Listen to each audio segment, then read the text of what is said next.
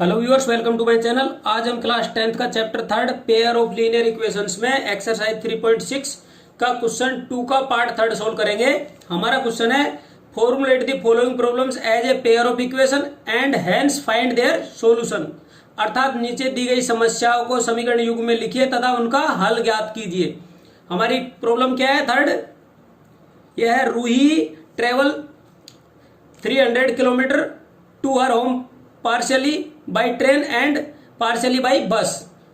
She taken 4 hours if she travel 60 kilometer by train and remaining by bus. If she travels 100 kilometer by train and the remaining by bus, she takes 10 minutes longer.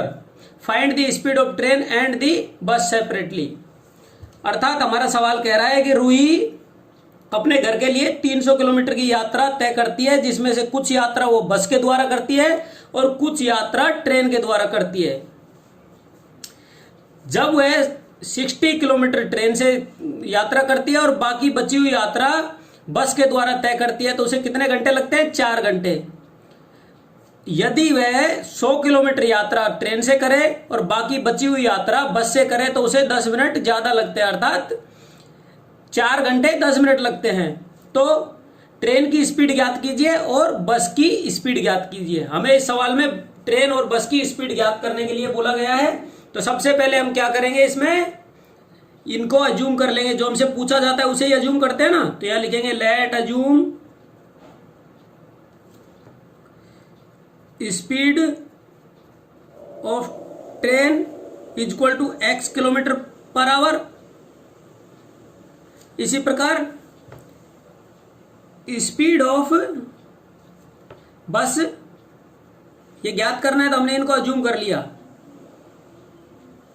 हमने ये speed of train और speed of बस को x और y मान लिया। अब हमें स्पीड का फार्मूला ज्ञात होना चाहिए। स्पीड का फार्मूला है speed is equal to distance upon time. पर हमारे क्वेश्चन को देखिए, इसमें क्या बताया जा रहा है? टाइम एक कॉमन बताया जा रहा है कि जब वो इतनी दूरी बस से तय करती है और इतनी दूरी ट्रेन से तय करती है तो 4 घंटे, और दूसरी कंडीशन में भी टाइम बताया गया है कि 4 घंटे 10 मिनट। तो इस फॉर्मूले को हम क्या है, डिस्टेंस के रूप में लिख लेते हैं। यहां पर लिखते हैं डिस्टेंस इज इक्वल टू क्या होगा, क्रॉस मल्टीप्लिकेशन से स्पीड, नहीं टाइम, सॉरी टाइम के रूप में लिख लेते हैं क्योंकि टाइम हमें कॉमन दिया हुआ है। तो यहां पर हम लिखेंगे टाइम इज इक्वल टू क्या हो गया, क्रॉस मल्टीप्लिकेशन में डिस्टेंस अपॉन स्पीड। ये फॉर्मूले हमें इसमें काम आएगा। क्यों आएगा? क्योंकि ये कॉमन दिया हुआ है टाइम की। अब क्या करते हैं, अब इस सवाल को एक बार मैं आपको समझा देता हूं तो आपको कंफ्यूजन नहीं होगा। फिर ये थोड़ी देर में सवाल हो जाएगा, बड़ा ज्यादा कठिन सवाल नहीं है। रूही क्या करती है? 300 किलोमीटर की यात्रा करती है। कितनी यात्रा करती है? 300 किलोमीटर की। ये 300 किलोमीटर दूरी है। इसमें से जब वो 60 किलोमीटर किससे करती है? ट्रेन से। मान लो ये 60 किलोमीटर दूरी है, ये किसके द्वारा तय की जाती है? उससे, ये उसके द्वारा ट्रेन से तय की जाती है। यह दूरी उसने किससे तय करी? ट्रेन से। और बाकी बची हुई दूरी किससे तय करी उसने? बस के द्वारा। तो बाकी कितनी दूरी बचेगी उसके पास? रिमेनिंग डिस्टेंस कितनी हुई भाई? टोटल 300 किलोमीटर दूरी है, उसमें से 60 किलोमीटर तो उसने ट्रेन से तय कर ली। बाकी कितनी बची? 60 को निकाल देंगे ना 300 में से, तो बाकी 240 किलोमीटर, 240 किलोमीटर दूरी उसने किससे तय करी? बस के द्वारा। उसने बस से ये दूरी तय करी। पहली कंडीशन तो यही कह रही है वो। तो उसको कितने घंटे लगते हैं ऐसी स्थिति में? 4 आवर्स, अर्थात 4 आवर्स लगते हैं। यही है पहली कंडीशन। अब दूसरी कंडीशन देखिए, जब रूही 300 किलोमीटर की यात्रा करती है, बराबर 300 किलोमीटर पर इस कंडीशन में क्या करती है वो 100 किलोमीटर किससे करती है तय? ट्रेन से। ऊपर वाली कंडीशन में देखिए वो कितना किलोमीटर ट्रेन से तय कर रही थी? 60 किलोमीटर। और यहां पर वो ट्रेन से तय कर रही है कितना? 100 किलोमीटर। और बाकी बची हुई यात्रा को बस के द्वारा तय करती है। तो कितनी यात्रा शेष रह गई ट्रेन से तय करने के बाद? 300 किलोमीटर थी ना, उसमें से 100 किलोमीटर उसने ऑलरेडी ट्रेवल कर चुकी है, तो 200 किलोमीटर।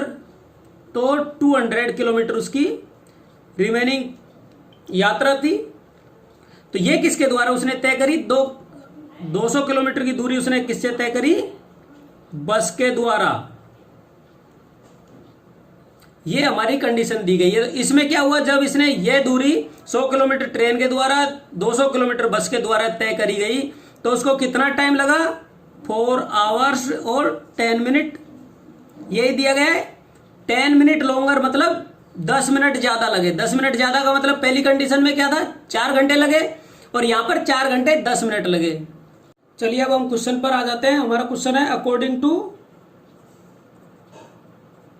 क्वेश्चन कंडीशन फर्स्ट क्या है? कंडीशन फर्स्ट में क्या है? 60 किलोमीटर दूरी ट्रेन से तय करने में कितना समय लगा? Time is equal to distance upon speed. तो 60 किलोमीटर दूरी किस स्पीड से तय करी? x किलोमीटर पर आवर से। बाकी दूरी बस के द्वारा तय की करी, तो बाकी दूरी कितनी थी? 240 किलोमीटर किससे, किस स्पीड से तय करी? y किलोमीटर पर आवर से।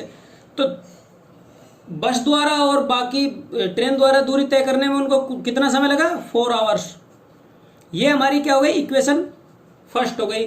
अर्थात हमने कंडीशन फर्स्ट को, जो कंडीशन फर्स्ट थी उसका स्टेटमेंट उसको एल्जेब्रिक फॉर्म में लिख लिया।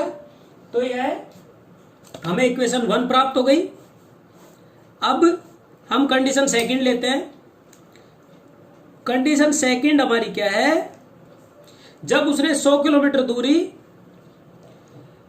ट्रेन से तय करी और बाकी दूरी बस से तय करी, तो उसे कितना टाइम लगा?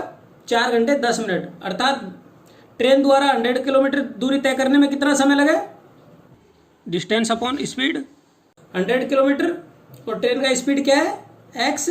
बाकी दूरी बस से तय करने में, बस की बाकी कितनी दूरी बची? 200 किलोमीटर। ये बस से करी, बस की स्पीड क्या है? Distance upon speed. 200 upon y is equal to कितना टाइम लगा?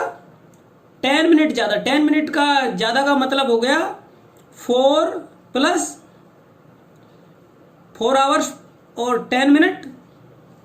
तो आपको पता होगा हमारे पास आवर्स का फॉर्मूला क्या होता है?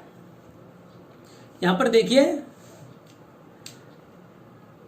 किसी भी मिनट को हम जब आवर्स में चेंज करेंगे तो क्या आएगा? Hours is equal to minute upon 16। तो हमारे पास मिनट कितनी है? 10 मिनट। तो यहां ऊपर 10 मिनट लिख दिया और इसको 60 से डिवाइड किया, तो हमारे पास कितना आवर्स बन गया 10 मिनट का? यह हो गया हमारे पास 10 minute is equal to 1/6 hour. ये 10 मिनट इसके बराबर हो गई। तो हम यहां पर इसको और सिंप्लीफाई करेंगे। जो कंडीशन 2 के स्टेटमेंट को एल्जेब्रिक फॉर्म में लिखा है इसको, तो हमारे पास आया 100x plus 200 upon Y. 100 upon X plus 200 upon Y is equal to 4 plus 10 minute को क्या लिख लिया? 1/6। इसको हम 6 एलसीएम ले लेते हैं, तो क्या हो गया? 6 4 जा 24 प्लस 1,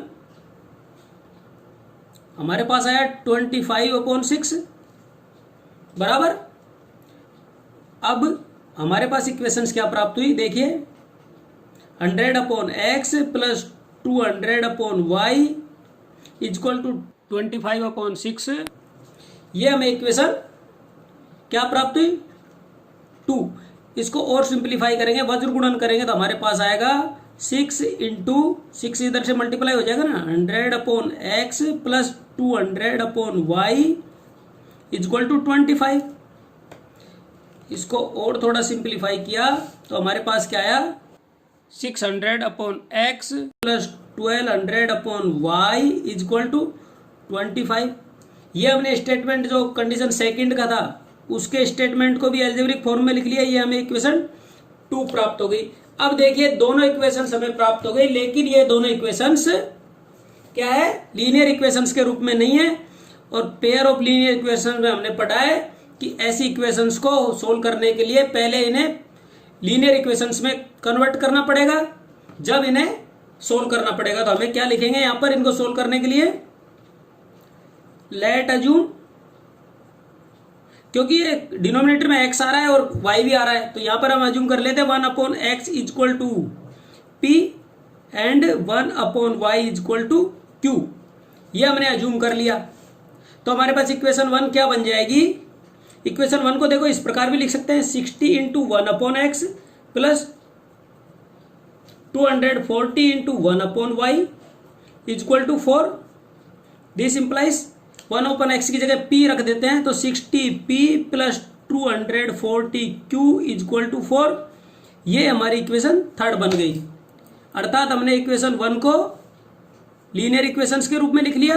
अब हम इक्वेशन 2 को लेते हैं। इक्वेशन 2 को क्या लिख सकते हैं हम, 600 into 1/x plus 1200 into 1/y equal to 25। इसको सिंप्लीफाई करेंगे तो क्या आएगा हमारे पास, 1/x की जगह p रखेंगे तो 600p plus 1200q equal to 25। इस प्रकार हमने इक्वेशन 2 को भी क्या किया, एल्जेब्रिक लीनियर इक्वेशंस के रूप में लिख लिया। तो इसको हमने इक्वेशन 4 मान लिया। इस प्रकार हमें देखिए दो इक्वेशंस लीनियर इक्वेशंस मिल गई, अर्थात पेयर ऑफ लीनियर इक्वेशंस हमें प्राप्त हो गया। अब हम क्या करेंगे, इसे किसी सुटेबल मेथड से सोल्व करेंगे। सुटेबल मेथड हमें देखिए कौन सा पड़ेगा, यहां पर यदि हम इस इक्वेशन 3 को 10 से मल्टीप्लाई कर लेते हैं तो वेरिएबल p इक्वेशन 3 में और इक्वेशन 4 में एल्जेब्रिकली इक्वल हो जाएगा। तो इसलिए हम इसे क्या करेंगे, विलोपन विधि से सोल्व करेंगे। तो यहां लिखेंगे बाई एलिमिनेशन मेथड, अर्थात विलोपन विधि से। विलोपन विधि में मैंने आपको अच्छे से बता रखा है कि स्टेप फर्स्ट में क्वेश्चन को एल्जेब्रिक फॉर्म में लिखिए पेयर ऑफ लीनियर इक्वेशंस के रूप में। स्टेप 2 में दोनों इक्वेशनों को किसी सूटेबल कोफिशिएंट से मल्टीप्लाई कीजिए, क्योंकि किसी एक वेरिएबल को एल्जेब्रिकली इक्वल करने के लिए। तो यहां पर हम क्या करेंगे, इक्वेशन 3 को 10 से मल्टीप्लाई करेंगे। यहां पर लिखेंगे multiply equation 3 by 10 to eliminate p। p को एलिमिनेट करने के लिए इक्वेशन 3 को 10 से मल्टीप्लाई करें। इक्वेशन 3 हमारी क्या है, 60p plus 240q equal to 4। इसको हम क्या करेंगे, 10 से मल्टीप्लाई किया तो हमारे पास आया, this implies 600p plus 2400q equal to 10 से मल्टीप्लाई होगा 4 तो 40। ये हमें इक्वेशन 5 प्राप्त हो गई। किसके बाद मिली, 10 से मल्टीप्लाई करने के बाद। स्टेप 3 में हमने क्या बताया था एलिमिनेशन मेथड में, कि जब हमें दोनों इक्वेशन सेम हो जाती है तो या तो प्लस करते हैं माइनस करते हैं एलिमिनेट करने के लिए। तो यहाँ देखिए इक्वेशन 4 में भी 600p प्लस है और यहाँ पर भी 5 में भी 600p प्लस है, तो यहाँ सब्सट्रैक्ट होगा। तो अब यहाँ लिखेंगे subtract equation 4 from equation 5। Equation 5 में से इक्वेशन 4 को सब्ट्रैक्ट करने पर हमारे पास क्या आया, इक्वेशन 5 लिखेंगे 600p plus 2400q equal to 40। ये हमारी इक्वेशन 5 है। इक्वेशन 4 को माइनस करेंगे तो 600p plus 1200q equal to 25। ये हमारी इक्वेशन 4 है। अब इसको इसमें से माइनस करेंगे तो माइनस करने पर साइन चेंज हो जाएगा, ये माइनस 600p से 600p कैंसिल हो जाएगा। यहाँ पर 2400 में से जाएगा तो हमारे पास बच गया 1200q इक्वल टू 25 गया 40 में से तो 15। देन हमारे पास क्या आया, देन q इक्वल टू क्या आ गया, 15/1200। अब इसको देखिए 15 से कैंसिल हो जाएगा, 15 1 जा 15, 15 8 जा 120, इसका मतलब ये 80 से कैंसिल हो गया, तो Q इक्वल टू हमारे पास क्या आ गया 1/80। ये हमें Q की वैल्यू प्राप्त हो गई एलिमिनेशन मेथड से। यदि Q की वैल्यू प्राप्त होगी हम स्टेप 4 पे जाएंगे, इस वैल्यू को किसी एक इक्वेशन में पुट करेंगे। तो अब हम यहां पर लिखेंगे put this value of Q in equation third में रख लेते हैं, इक्वेशन थर्ड में रखते हैं। इक्वेशन थर्ड हमारी क्या है 60p equal to 24Q, Q की जगह हमने क्या रखा 1/80 इक्वल टू 4। दिस इंप्लाइज, देखिए अब इसमें देखिए 80 24 को कैंसिल कर रहा है, तो 81 जा 80, 83 जा 240, ये 3 से कैंसिल हो गया। तो हमारे पास इक्वेशन क्या आई सिंप्लीफाई करने में 60p प्लस 3 इक्वल टू 4, और सिंप्लीफाई किया पक्षांतरण किया तो 60p इक्वल टू 4 माइनस 3, यही हुआ ना। देन p हमारे पास क्या आया p इक्वल टू 4 में से 3 गया तो 1, और ये डिनोमिनेटर में चल जाएगा p का कोफिशिएंट, तो ये हो गया 1/60। ये हमें p की वैल्यू प्राप्त हो गई। किंतु p और q अभी भी हमारा आंसर नहीं है। क्यों नहीं है? क्योंकि ये तो हमने अज्यूम किया था कि p इक्वल टू 1/x और q इक्वल टू 1/y। तो यहां हम लिखेंगे but we assumed p equal to 1/x और p की वैल्यू हमें क्या मिली equal to 1/60। Then x equal to क्या हो गया, इन दोनों को क्रॉस मल्टीप्लिकेशन करेंगे तो 60, तो x की वैल्यू हमें 60 प्राप्त हो गई। इसी प्रकार हमने q को अज्यूम क्या किया था 1/y, q की वैल्यू हमें क्या मिली है 1/80 सॉरी 1/80। इन दोनों को हम यदि कंपेयर करेंगे क्रॉस मल्टीप्लिकेशन करेंगे तो हमारे पास क्या आएगा y, then y equal to 80। अब हमने x को क्या माना था स्पीड ऑफ ए ट्रेन और y को क्या माना था स्पीड ऑफ ए बस। तो अब हम यहां पर लिखेंगे hence speed of a train, यही पूछा गया था, x equal to 60 kmph and speed of a bus y equal to 80 kmph।